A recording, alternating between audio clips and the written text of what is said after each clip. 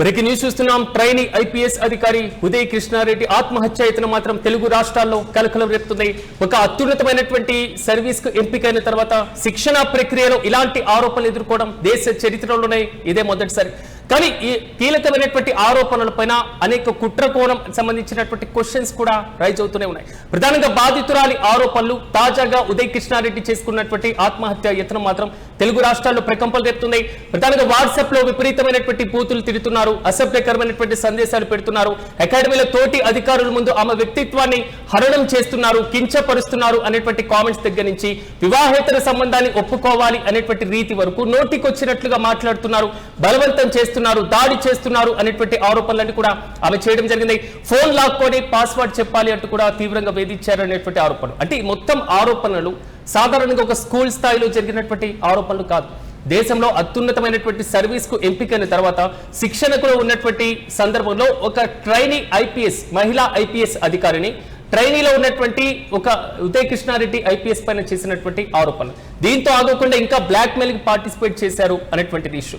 ఈ రోజు మార్నింగ్ ఉదయ్ కృష్ణారెడ్డి మోతీనగర్ లో ఉన్నటువంటి వారి బంధువుల ఇంటికి రావడం, ఆత్మహత్యాయత్నానికి పాల్పడడం, ప్రస్తుతం ప్రైవేట్ హాస్పిటల్లో చికిత్స పొందుతున్నారు. పరిస్థితి విషమంగా ఉన్నట్లుగా తెలుస్తున్నాయి. కానీ ఇక్కడ ఒక విషయాన్ని గమనించాలి. ఉదయ్ కృష్ణారెడ్డి ఆత్మహత్యకు అసలైనటువంటి కారణాలేంటి? సో అత్యంత కీలకమైన దృఢమైనటువంటి పరీక్షలో పాస్ అయిన తర్వాత, అది కూడా ఒక పోలీస్ ఉన్నతాధికారిగా ఎంపికైనటువంటి వ్యక్తుల మధ్య ఇలాంటి పరంపర కొనసాగితే నిజమైనటువంటి ఆరోపణలు నిజాలు తెలుస్తూ నేషనల్ పోలీస్ అకాడమీ శాఖపరమైనటువంటి చర్యలు తీసుకుంటూ తాత్కాలికంగా సస్పెండ్ చేస్తున్నట్లుగా కూడా ప్రకటించారు. ఆమె చేసినటువంటి అసలు ఆరోపణలు ఏంటి, దీంట్లో వాస్తవాలు ఎంతవరకు ఉన్నాయి, నిజంగా ఉదయ్ కృష్ణారెడ్డి ఎందుకు ఆత్మహత్యకు యత్నించారు, ఆత్మహత్య యత్నం చేసే ముందు ఆయన పెట్టినటువంటి వాట్సాప్ స్టేటస్ ఏంటి, ఇలాంటి అంశాలపైన ఒకసారి మనం కూడా మరిన్ని వివరాలు కూడా తీసుకుందాం. నాతో పాటు సీనియర్ జర్నలిస్ట్ తిరుమల రెడ్డి గారు అందుబాటులో ఉన్నారు. సార్, ఎలా చూడొచ్చు అంటారు, అసలు ఏం జరుగుతుంది నేషనల్ పోలీస్ అకాడమీలో ఒక ఐపీఎస్ ట్రైనీ మహిళ చేసినటువంటి కాన్సెప్ట్ పై? మరోవైపు ఉదయ్ కృష్ణారెడ్డి ఆత్మహత్య యత్నించారు. అసలు ఏంటి ఓవరాల్ ఇష్యూకి సంబంధించిన డీటెయిల్స్? ఒక విషయాన్ని ఇక్కడ చాలా స్పష్టంగా అసలు ఏం జరిగిందో చెప్పాలనుకునే ముందు నేను చాలా మందికి ఒక మాట చెప్పాలనుకుంటున్నాను.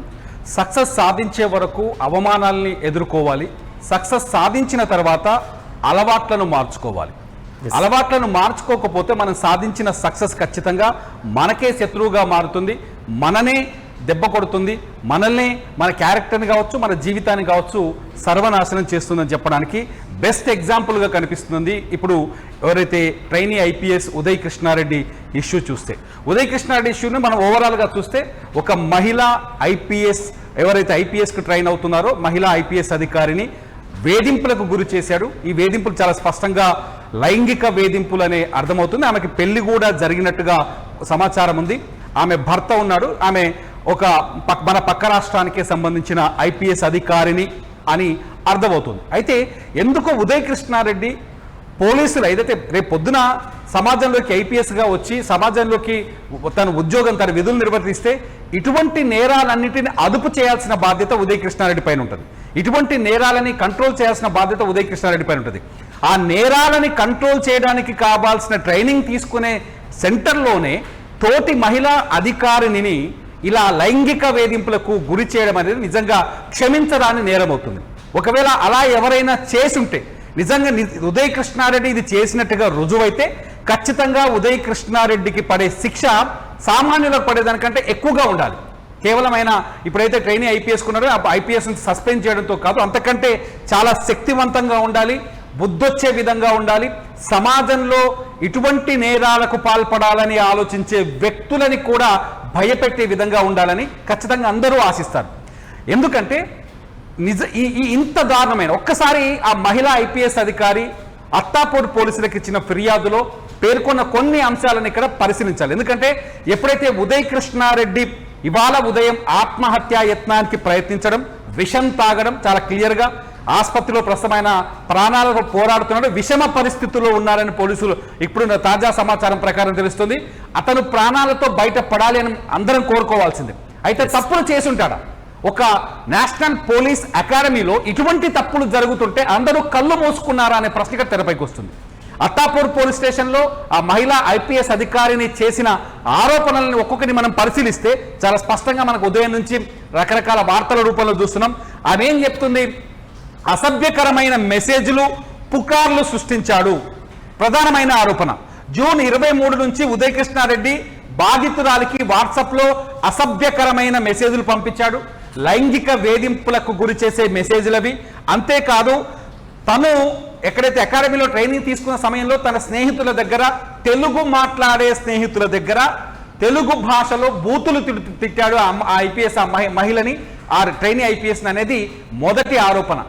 ఒకవేళ మన తోటి మహిళని, మనం పనిచేసే కార్యాలయంలో కావచ్చు, మనం పనిచేసే చోట కావచ్చు, తోటి మహిళని ఇలా అసభ్యకరంగా మాట్లాడితే ఆ రోజే జూన్ 23వ తేదీని ఉదయ్ కృష్ణారెడ్డి పైన కేసు పెట్టాల్సి ఉంటుంది. ఎందుకు ఇప్పటి వరకు ఫిర్యాదు చేయలేదు అనేది మొదటి ప్రశ్న. ఎందుకంటే అతను ఆత్మహత్య యత్నం చేసుకున్నాడు.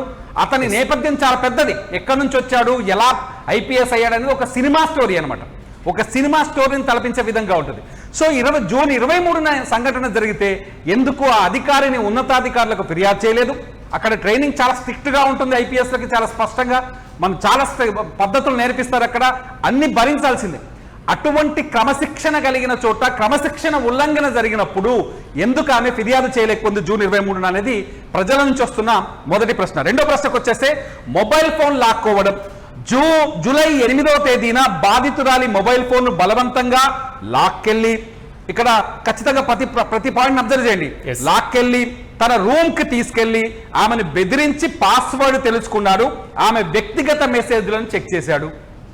ఒక మహిళా ఆఫీసర్ని ఇంతమంది, అక్కడ చాలా మంది ఐపీఎస్ ప్రిపేర్ అవుతున్నారు, అందులో ఒక మహిళా ఆఫీసర్ని తన రూమ్లోకి బలవంతంగా లాక్కెళ్తుంటే ఆమె ఎందుకు అరవలేదు? ఆ రోజే ఎందుకు గొడవ చేయలేదు?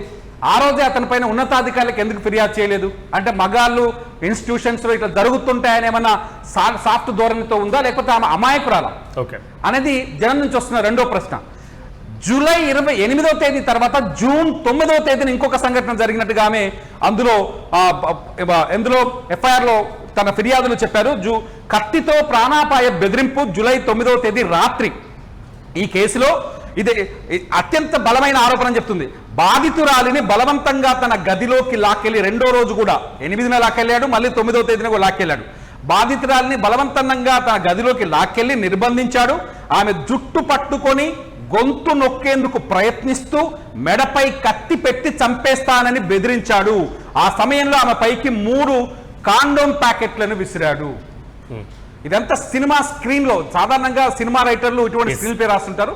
కానీ ఆమె ఉదయ్ కిరణ్ రెడ్డి ఇంత దారుణంగా ప్రవర్తించినప్పుడు కూడా ఆమె ఎందుకు ఉన్నతాధికారులకు జూలై 9వ తేదీన ఫిర్యాదు చేయలేదనేది ప్రజల నుంచి వస్తున్న రెండో బలమైన ప్రశ్న. ఇంకొక సంఘటన, private video recording and blackmailing. బాధితురాలికి తెలియకుండా ఆమెకు సంబంధించిన ఒక ప్రైవేట్ వీడియోను సీక్రెట్ గా రికార్డ్ చేశాడు. ఆ వీడియోని బాధితురాలి భర్తకు వాట్సాప్ ద్వారా పంపి ఆమె ప్రతిష్టకు భంగం కలిగిస్తూ బ్లాక్మెయిల్ చేశాడు. బాధితురాలు తను చెప్పలేకపోయిందేమో, ఉదయ్ కృష్ణారెడ్డి అక్కడ బ్లాక్మెయిల్ చేయడమో, దెబ్బలు కొట్టడమో, గదిలోకి తీసుకెళ్లి కత్తి పెట్టడమో, గొంతు పైన కాండోమ్ ప్యాకెట్స్ మీద వేసి లైంగిక దాడికి ప్రయత్నించడమో, ఇవన్నీ చూస్తుంటే, లేకపోతే అక్కడ ఉదయ్ కిరణ్ రెడ్డికి మిగతా స్నేహితులను కూడా చెప్తున్నారు కాబట్టి సహకరించడమో జరిగి ఉంటే, భర్తకు వీడియో వెళ్ళింది కదా, భర్తకు వీడియో వెళ్ళినప్పుడు ఎందుకు భర్త కేసు పెట్టలేదు? ఎందుకు ఇంతకాలం తాత్సారం చేశాడు అనేది ఇంకొక ప్రశ్న. ఇలా లైంగిక దాడికి యత్నం జూలై 8, 9 తేదీల్లో కాకుండా జూలై 10వ తేదీన, మళ్ళా మూడో రోజు జూలై 8, జూలై 9, జూలై 10వ తేదీన ఆమెపై మరొకసారి భౌతిక దాడి చేస్తూ ఆమె ప్రైవేట్ భాగాలను తాకి భాష చెప్పడానికి బాధగా ఉంది. అంటే ఇంత తీవ్రమైన లైంగిక దాడులకు, ఇంత తీవ్రమైన ప్రవర్తన చేస్తుంటే, ఇంత తీవ్రంగా ఒక మహిళ పట్ల అసభ్యంగా ప్రవర్తిస్తుంటే, ఇంత దారుణంగా ఒక మహిళా ఐపీఎస్ ట్రైనీ ఐపీఎస్ని వేధిస్తుంటే ఎవరైనా వదిలిపెడతారా? ఎందుకు ఉదయ్ కృష్ణారెడ్డి పైన అకాడమీ చర్యలు తీసుకోలేదు? అకాడమీ చర్యలు తీసుకోకపోవడానికి కారణం ఏంటి? ఈ ట్రైనీ ఐపీఎస్ ఆఫీసర్ ఎందుకు ఫిర్యాదు చేయలేకపోయారనేది కొంత ప్రజల్లో కొత్త రకమైన చర్చకు దారితీస్తుంది. ఎందుకంటే ఉదయ్ కృష్ణారెడ్డిని ఇప్పుడు మీరు చూసిన నేను చెప్పిన పాయింట్స్ అన్ని ఎఫ్ఐఆర్ లో ఆమె రాసింది. అత్తాపూర్ పోలీస్ స్టేషన్ లో ఉన్న ఎఫ్ఐఆర్ లో ఈ వివరాలన్నీ ఉన్నాయి. ఈ ఎఫ్ఐఆర్ ని బట్టి చూస్తుంటే సినిమాల్లో విలన్స్ కంటే దారుణంగా, అంటే ఇప్పుడు అంటే మీరన్నట్లుగా గత నెల 23 లేదా ఈ నెల 8 లేదా 10 ఈ తేదీలో జరిగినటువంటి దీనిపైన కృష్ణారెడ్డి చేశారు అనేటువంటి ఆరోపణలపైన జరిగినటువంటి విచారణ ఇంత జాప్యానికి గల ఎందుకు కారణాలపైన చేయలేకపోతున్నారు? అదే అసలు పెద్ద ప్రశ్న సిరాజ్. ఇక్కడ అతిపెద్ద ప్రశ్న ఏంటంటే జూన్ 23వ తేదీ నుంచి సదరు మహిళా ట్రైనీ ఐపీఎస్ ఆఫీసర్ పైన లైంగిక దాడి మొదలైనట్టుగానే భావించాలి. సాధారణంగా మనం వర్క్ చేసే ప్లేస్లో ఒక మహిళ పట్ల అసభ్యంగా ప్రవర్తించినా, అసభ్యంగా మాట్లాడినా, అసభ్యంగా చూసినా ఖచ్చితంగా చట్టపరమైన చర్యలు తీసుకునేందుకు అవకాశాలు ఉన్నాయి. మహిళకు ఆ స్వేచ్ఛ ఉంది. అది అసభ్యత ఖచ్చితంగా ఖండించాల్సిందే. కానీ 23వ తేదీ నుంచి ఎందుకు భరించారనేది ఇక్కడ అతిపెద్ద ప్రశ్నగా మారుతుంది. ఎందుకంటే ఎందుకో ఉదయ్ కృష్ణారెడ్డికి అనుకూలంగా సోషల్ మీడియాలో చర్చ మొదలైంది. ఉదయ్ కృష్ణారెడ్డి ఈ తప్పులు చేసుంటాడా, నిజంగా ఈ తప్పు చేసుంటాడా, ఇలా ప్రవర్తిస్తే ఒక ఐపీఎస్ ఆఫీసర్కు ఉండే అర్హత ఉండదు కదా, తన భవిష్యత్తును వదులుకొని ఎంతో కష్టపడి రాయి పేర్చుకుంటూ తన భవిష్యత్తుని నిర్మించుకున్న ఉదయ్ కృష్ణారెడ్డి ఇంత పెద్ద పొరపాట్లు తెలిసి చేశాడా అనేది పెద్ద ప్రశ్న. ఎందుకంటే ఉదయ్ కృష్ణారెడ్డి జీవితాన్ని ఒకసారి చూద్దాం. ఐపీఎస్ గా తను ర్యాంకు సాధించినప్పుడు జాతీయ స్థాయిలో 350వ ర్యాంకు సాధించి ఐపీఎస్ ఎంచుకున్నాడు. ఉదయ్ కృష్ణారెడ్డి అనేవాడు ఏదో లేకపోతే ఇన్స్టిట్యూట్స్కి వెళ్ళి ట్రైనింగ్ తీసుకొని బాగా డబ్బున్న ఫ్యామిలీ నుంచి వచ్చిన వాడు కాదు. కూరగాయలు అమ్ముకునే తన అమ్మమ్మ దగ్గర పెరిగినవాడు. తన 4వ ఏటనే కన్నతల్లి చనిపోయింది. ఈయనది ప్రకాశం జిల్లా సింగరాయకొండ మండలానికి చెందిన ఊళ్లపాలెం గ్రామం. తన 4వ ఏట తల్లి చనిపోయింది, 15వ ఏట తండ్రి చనిపోయాడు. తన జీవితం అగాధంగా మారిన తన జీవితంలో అతను అమ్మమ్మ దగ్గరికి వెళ్ళాడు. అమ్మమ్మ కూరగాయలు అమ్ముతూ చదివించింది, తను కూడా కూరగాయలు అమ్మాడు, కూలీ పని చేస్తూ ఎదిగాడు. ఆ తర్వాత గవర్నమెంట్ స్కూల్లోనే చదువుకున్నాడు. ఇతను ప్రైవేట్ స్కూల్లో చదువుకున్న వ్యక్తి కాదు, గవర్నమెంట్ స్కూల్లో చదువుకున్నాడు. గవర్నమెంట్ స్కూల్ నుంచే చాలా దూరం నడుచుకుంటూ వెళ్ళేవాడట. కావలిలోని జవహర్ భారతి డిగ్రీ కళాశాల నుంచి నడుచుకుంటూ వెళ్ళి చాలా డిగ్రీ పూర్తి చేశాడు. కష్టపడి చదవాలి అని పుస్తకాలని నమ్ముకొని భవిష్యత్తును నమ్ముకొని వచ్చాడు. ఆ తర్వాత పోలీస్ కానిస్టేబుల్గా అతను ఒక ఉద్యోగం సంపాదించాడు. పోలీస్ కానిస్టేబుల్గా ఉద్యోగం సంపాదించిన తర్వాత తను విధులు నిర్వహిస్తున్న సమయంలో తన పై ఆఫీసర్ ఒక సిఐ అతన్ని ఒక విషయంలో బూతులు తిట్టాడు, వేధించాడు. వేధింపులని చాలా సీరియస్గా తీసుకున్న ఉదయ్ కృష్ణారెడ్డి ఆ రోజు తన కానిస్టేబుల్ ఉద్యోగానికి రాజీనామా చేసి హైదరాబాదుకొచ్చి ఒక గది తీసుకొని 3 నెలల పాటు ఈ ప్రపంచానికి సంబంధం లేకుండా కష్టపడి యూపీఎస్సీకి ప్రిపేర్ అయ్యి ఎగ్జామ్ రాశాడు. ఎగ్జామ్ రాసిన మొదటి అటెంప్ట్లోనే 350 మార్కులు 350వ ర్యాంకు సాధించి ఐపీఎస్గా అతను ఐపీఎస్ని ఎంచుకొని ఎక్కడ అవమానం జరిగిందో అక్కడికే వెళ్ళి ఏ సిఐ ముందు తను అవమానపడ్డాడో ఆ సిఐ ముందుకెళ్ళి నిలబడ్డాడు. అది పట్టుదల ఉదయ్ కిరణ్ రెడ్డి. అంత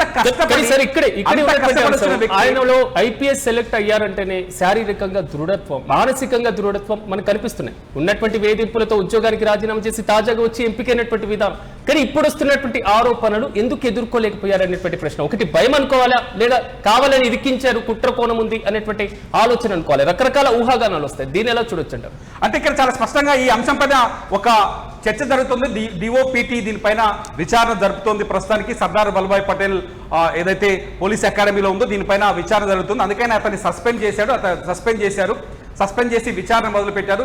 ఉదయ్ కృష్ణారెడ్డి తప్పు ఎంతవరకు ఉందనేది విచారణ జరుగుతుంది. కుట్ర ఉండే అవకాశం లేదని చెప్పడానికి లేనే లేదు. ఖచ్చితంగా తప్పు ఒకవైపు నుంచి జరగదు, రెండో వైపు నుంచి కూడా తప్పు జరిగి ఉంటుందని ఖచ్చితంగా మనకు తెలుసు. కొన్ని వందల స్టోరీలు, కొన్ని వందల సంఘటనలు మనం చూస్తూ వస్తున్నాం. అక్కడ నుంచి ఏం జరిగింది, ఎక్కడ మిస్ఫైర్ అయింది, ఎందుకు ఘర్షణ ఇంత దాకా వచ్చింది, ఎందుకు మహిళా ఐపీఎస్ ఇంత ఆలస్యంగా పోలీస్ కేసు పెట్టారనేది చాలా పెద్ద విషయంగానే కనిపిస్తోంది. మొత్తానికైతే విచారణ కొనసాగుతోంది. ఎందుకంటే ఇంత కష్టపడి ఐపీఎస్ సాధించి ఒక ఉన్నత పదవిలోకి ఉన్నత ఉద్యోగం చేయాలని కోరుకున్న వ్యక్తి తెలిసి మహిళ పట్ల అసభ్యంగా ప్రవర్తించాడా, తెలిసి తన కెరియర్ మొత్తం పోతుందని, తన కష్టపడిందంతా పోతుందని తెలిసి ఇంత నేరపూరితమైన భావజాలంతో ఇంత నేరపూరితంగా ప్రవర్తించాడా, అంతే తెలిసే చేశాడా, ఇది తెలియక చేశాడా?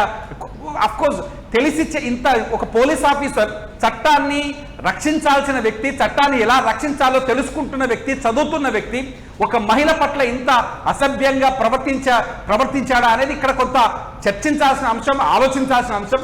అట్ ది సేమ్ టైం ఒకవేళ అతను తప్పు చేస్తే మాత్రం గ్యారంటీగా ఇవి జరిగి అతను తప్పు చేసే మాత్రం సమాజంలో సాధారణ నేరస్తుల కంటే ఎక్కువ ప్రభావితమయ్యే శిక్ష విధించాల్సిన అవసరం మాత్రం ఉంటుంది. మొత్తానికి డిఓపిటి ఏదైతే department of personal and training వాళ్ళ విభాగం ఉందో వాళ్ళు మొత్తానికైతే ఆ రిపోర్ట్ తయారు చేసే పనిలో ఉన్నారు. నిజంగా ఇది మొత్తం ఏం జరిగిందనే అంశాన్ని పరిశీలిస్తున్నారు, పరిశోధిస్తున్నారు. ఈ రిజల్ట్ డిఓపిపిటి ఒకవేళ నివేదిక ఇచ్చిన తర్వాత ఉదయ్ కృష్ణారెడ్డి ఆ నివేదిక పైన ఉదయ్ కృష్ణారెడ్డి భవిష్యత్తు ఆధారపడి ఉంటుంది. ప్రస్తుతానికి ఎస్ఆర్ నగర్లోని ఒక ప్రైవేట్ ఆసుపత్రిలో ఉదయ్ కృష్ణారెడ్డి ప్రాణాలతో పోరాడుతున్నాడు, లిటరల్ గా ప్రాణాలతో పోరాడుతున్నాడు. అతను పాయిజన్ తీసుకొని ఆత్మహత్యాయత్నం చేసుకున్నాడు, ప్రాణాలతో పోరాడుతున్నాడు. తన ఆరోగ్యంగా ఉండాలని కోరుకుందాం. అంతేకాదు ఈ ఆరోపణల్లో రుజువుల్ని కూడా ఖచ్చితంగా అన్ని పూర్తి స్థాయిలో పూర్తిగా వెలుగులోకి రావాలని మనం కోరుకుందాం. మొత్తం మీద ఈ కేసు నమోదైనటువంటి తర్వాత వస్తున్నటువంటి తన పైన ఆరోపణలతో ఉదయ్ కృష్ణారెడ్డి తీవ్రమైనటువంటి ఒత్తిడికి ఉన్నట్లుగా తెలుస్తుంది. విషయం తాగి ఆత్మహత్యాయత్నం, ప్రస్తుతమైన ఆరోగ్య పరిస్థితి విషమంగా ఉన్నట్లుగా తెలుస్తుంది. అయితే ఒక్కసారిగా ఈ మారినటువంటి పరంపరతో తీవ్రమైనటువంటి ఆరోపణలపైన కూడా రకరకాల ఊహాగానాలు వ్యక్తమవుతున్నాయి. ఎందుకు ప్రతిసారి కూడా అతని దాడి చేసినటువంటి సందర్భంలో ఆ ఏదైతే బాధితురాలు ఎందుకు ఫిర్యాదు చేయలేదు అనేటువంటి కొత్త ప్రశ్నలు కూడా తలెత్తుతున్నాయి. చూడాలి, ఏదేమైనా పోలీసులు దీనికి సంబంధించి పూర్తి స్థాయిలో నిజాలను వెలికి తీయాలంటూ కూడా సామాన్య ప్రజలు కూడా నిశ్చితంగా గమనిస్తున్నటువంటి కేసు వ్యవహారం. సో ఎలాంటి నిజాలు బయటికి రాబోతున్నాయి? నిజంగా బాధితురాలకు తీవ్రంగా మానసికమైనటువంటి క్షోభ గురవ్వడం జరిగిందా, లేదా కేవలం ఏదైనా కుట్ర కోణం ఉందా అనేటువంటి కోణంలో పోలీసులు మరిన్ని నిజాలు వెలికి తీయాల్సినటువంటి సందర్భం, అవసరం ఖచ్చితంగా ఉంటుంది. సో దీనిపైన అంటే ఓవరాల్ గా దేశంలో అత్యున్నతమైనటువంటి కీలకమైన యూపీఎస్సీ ద్వారా ఎంపికైనటువంటి ఒక ఐపీఎస్ అధికారి, ఒక సాటి ట్రైనీ ఐపీఎస్ అధికారి పైన ఇలాంటి ఆరోపణలు రావడం, నేషనల్ పోలీస్ అకాడమీ కేంద్రంగా ఇలాంటి జరిగినటువంటి ఇష్యూ, తాజాగా ఆయన ఆత్మహత్య యత్నం చేయడం, ఈ మొత్తం అంశాలపైన మీరేమనుకుంటున్నారు? మీ అభిప్రాయాన్ని కూడా కామెంట్లు తెలియజేయండి.